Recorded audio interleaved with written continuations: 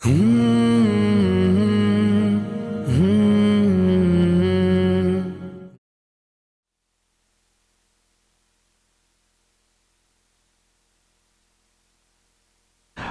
Reporter के नाज़रीन के लिए आज एक बेशकीमत प्रोग्राम पेश किया जा रहा है। ये हैं जनाब अब्दुल वाहिद साहब, बॉम्बे के रहने वाले।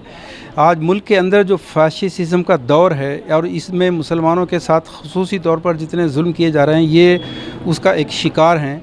लेकिन ऐसे बेशुमार लोग अगरचे कि हिम्मत हार चुके, लेकिन अब्दुल वाहिद साहब की मर्दाना हिम्मत को हम सलाम करते हैं कि 11 साल के कई झूठे मुकदमात का सामना करने के बावजूद उन्होंने लॉ किया और एक एडवोकेट हैं, और उन्होंने एक इन पर किए गए तमाम मज़ालिम, इन पर ही नहीं बल्कि ऐसे बेशुमार नौजवानों को जो जेल में सड़ाया जाता है, उन पे झूठे इल्ज़ाम लगा कर उनकी ज़िंदगी को वेस्ट किया जाता है, उस पर एक भरपूर किताब लिखी। इस किताब का उर्दू तर्जुमा बेगुनाह क़ैदी के नाम से भी आ चुका है। हम सिर्फ वाहिद साहब से आज ये सुनने के लिए जमा हुए हैं कि इनके साथ साथ क्या क्या हुआ, और ऐसा किसी के साथ भी हो सकता है जो लोग इस ख्वाब गफलत में मुब्तला हैं कि हम तो महफूज हैं, अगर फ़लाँ जगह के लोगों के साथ अगर हुआ तो होगा। उन लोगों को वार्न करने के लिए कि ये दौर किसी की भी सलामती का दौर नहीं है, कोई भी अमान में नहीं है। अगर ऐसा वक्त किसी के साथ पेश आए तो उसे क्या करना चाहिए, वाहिद साहब के ज़बानी सुनेंगे।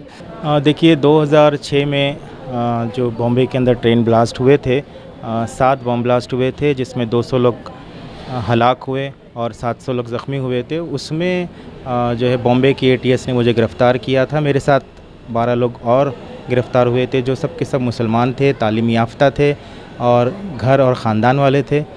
लेकिन बेबुनियाद इल्ज़ामात के तहत और बिना किसी सबूत के तहत हमें गिरफ़्तार किया गया और हमें 9 साल तक जेल में रखा गया। 9 साल ट्रायल चलता है और उसके बाद जो है कोर्ट मुझे बाइज़्ज़त बरी करता है। लेकिन जो मेरे साथ बेगुनाह लोग थे उनको सज़ा दे दी जाती है।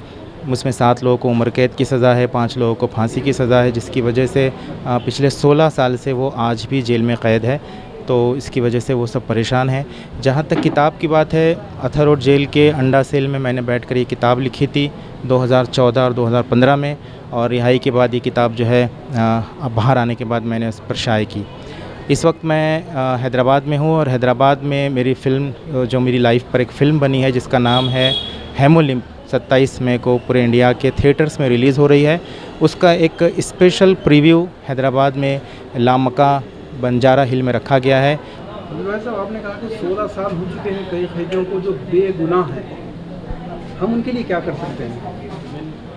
देखिए, उनके लिए तो 2 रास्ते हैं। एक तो लीगल रास्ता है जो अदालत में किया जा रहा है। जमीयत उलमा उनका केस लड़ रही है, कन्फर्मेशन केस पेंडिंग है। बॉम्बे हाई कोर्ट की 2 रुकनी बेंच के सामने पिछले 6-7 सालों से पेंडिंग है।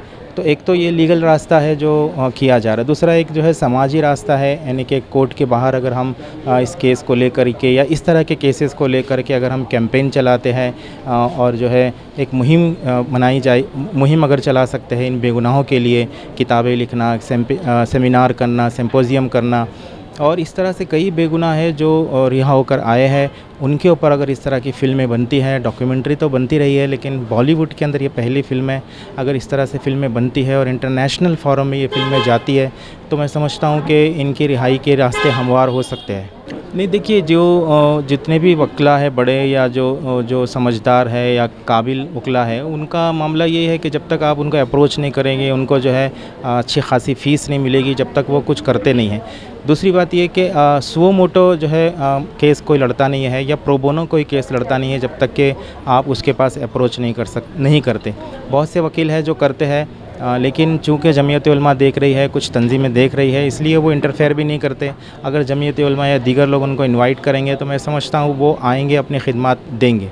तो अगर उनको अप्रोच करने की ज़रूरत है, अगर वो अप्रोच करते हैं तो मुझे लगता है वो आएंगे भी। हमारे केस की अगर बात ले तो, और दीगर केस में भी आएंगे, लेकिन बस ये है कि अप्रोच किया जाए अच्छी शक्ल में। बहुत सारे पैसे वो मांगते हैं, लेकिन अगर उनके साथ आर्गूमेंट करके या बार्गेनिंग करके अगर रकम कम की जाए तो मैं समझता हूँ वो कम रकम में भी हमारा केस लड़ सकते हैं। वैसे जो कुछ हुआ, क्या ये इत्तेफाक था जो किसी के साथ भी हो सकता है, या फिर एक मखसूस धर्म की फैशिज़्म के लोग आपको निशाना बनाए हैं और ऐसा निशाना बनाते रहेंगे सबको? देखिए, मैं तो समझता हूँ कि ये इत्तेफाक नहीं है, क्योंकि एटीएस के जो पुलिस अफसरान थे उनको पता था कि हम लोगों ने ब्लास्ट नहीं किया है। उसके बावजूद हमको उन्होंने इस केस में डाला, और वो कहते थे कि वे मुसलमान ही जो है ब्लास्ट करते हैं, या मुसलमान का ही ताल्लुक़ पाकिस्तान से है, या मुसलमान ही जो आरडीएक्स लाते हैं और मुसलमान ही दहशतगर्द होते हैं, इसलिए हमने आप लोगों को पकड़ा है। किसी गैर मुस्लिम को वो दहशतगर्द मानते ही नहीं है, और वो समझते हैं कि आरडीएक्स पाकिस्तान के अलावा कहीं बनता ही नहीं है। तो ये बातें वो हमसे डायरेक्ट कहते थे। तो मैं समझता हूँ कि एक सोची समझी साजिश के तहत हमको गिरफ़्तार किया गया, ये जानते हुए गिरफ़्तार किया गया कि हम बेगुनाह हैं, उसके बावजूद हमको प्रोसिक्यूट किया गया। कन्फेशनल स्टेटमेंट मार तोड़ के लिया गया, जो झूठे मार तोड़ के लिया गया? जी, मार तोड़ के लिया गया, और जो विटनेसेस या गवाह जो खड़े किए गए वो भी सब बोगस थे, पुलिस के खबरी थे या पुलिस के चार्जशीटेड लोग थे। इस तरह से पूरा झूठा केस खड़ा करके जो है हमको सज़ा दिलाने की उन्होंने कोशिश की। तो एक साजिश के तहत ही किया गया है। देखिए, एटीएस के जो अफसरान हैं उसमें से अक्सर लोग जो हमको बायस मिले, वो उनके हाथों में हमने आरएसएस का 5 जन्य मैगज़ीन देखा, जिसे वो पढ़ा करते थे।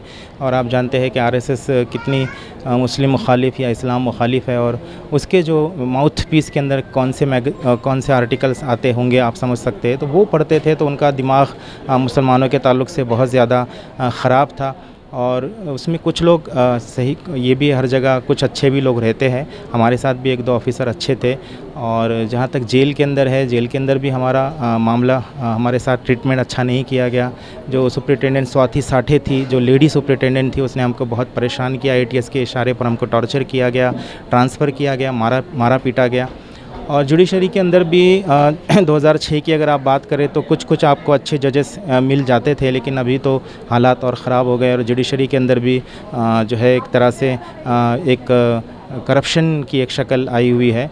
तो मैं समझता हूँ कि बहुत अच्छे लोग हर जगह पे है, लेकिन बहुत कम तादाद में, और उनकी तादाद दिन ब दिन कम होती जा रही है। ये फ़िल्म जो है हेमोलिम्प है, और इंडिया के थिएटर्स में ख़ास तौर से PVR, carnival, INOX, in theatres में रिलीज़ हो रही है। आपके शहर के करीब बुक माई शो में अगर आप चेक करेंगे तो आपको बता देंगे कि कहाँ पर रिलीज़ हो रही है, और आप वहाँ फ़िल्म जा कर के देख सकते हैं। देखिए, मैं समझता हूँ कि जो बातिल हुकूमत है वो किसी फ़िल्म की मोहताज नहीं है कि यानी फ़िल्म आएगी तो उसके बाद वो रिएक्शन करेगी। उनको अगर रिएक्शन करना है, उनको अगर मेरे ख़िलाफ़ कोई कार्रवाई करनी है या मुसलमानों के ख़िलाफ़ कोई कार्रवाई करनी है, तो वो करते ही रहे हैं। फ़िल्म आए नहीं आए उनको कुछ फ़र्क नहीं पड़ता। हमारा काम है जो सच बात है, जो हकीकत है, जो हमारे साथ हुआ है, वो दुनिया तक पहुँचाना।